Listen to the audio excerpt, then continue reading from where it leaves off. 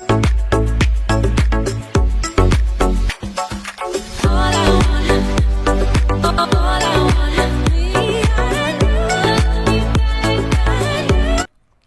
Friend, कैसे हो आप सब लोग। स्वागत है आपका मेरे यूट्यूब चैनल पर।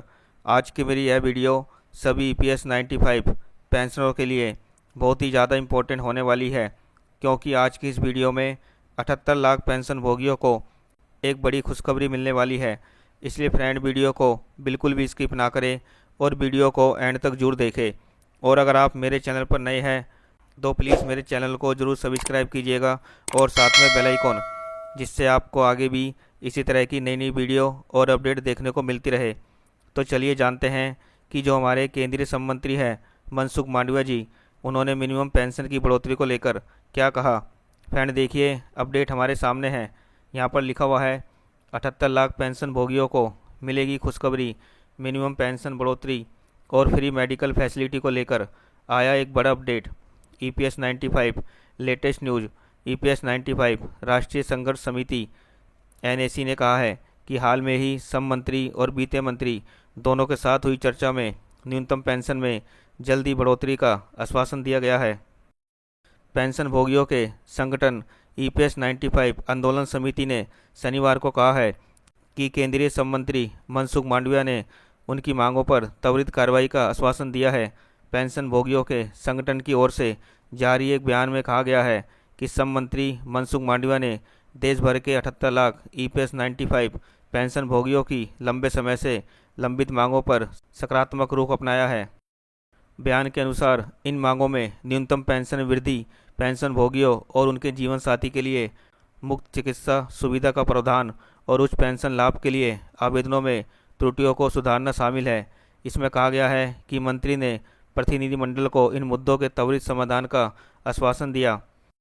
पेंशन भोगियों के अधिकारी की वकालत करने वाली EPS 95 राष्ट्रीय संघर्ष समिति NAC के राष्ट्रीय अध्यक्ष कमांडर अशोक राउत ने खुलासा किया है कि हाल ही में श्रम मंत्री और वित्त मंत्री दोनों के साथ हुई चर्चा में न्यूनतम पेंशन में जल्दी बढ़ोतरी का आश्वासन दिया गया है।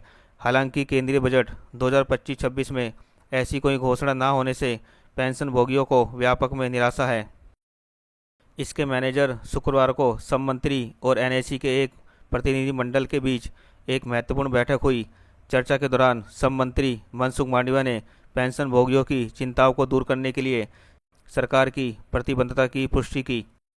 2030 तक 118 लाख करोड़ रुपए का होगा देश का pension assets.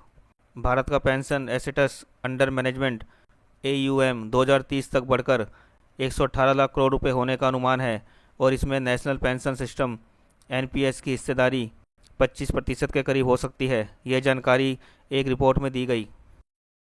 NPS private sector AUM में मजबूत वार्षिक वृद्धि दर्ज की गई और यह पिछले 5 वर्षों में 227% बढ़कर 2,78,102 करोड़ रुपए हो गया है, जो कि पहले 84,814 करोड़ रुपए था। DSP पेंशन फंड मैनेजर की रिपोर्ट में कहा गया कि भारत की बुजुर्ग आबादी 2050 तक 2.5 गुना होने का अनुमान है। साथ ही रिटायरमेंट के बाद जीवन प्रत्याशा दर में औसतन 20 साल की बढ़ोतरी होगी।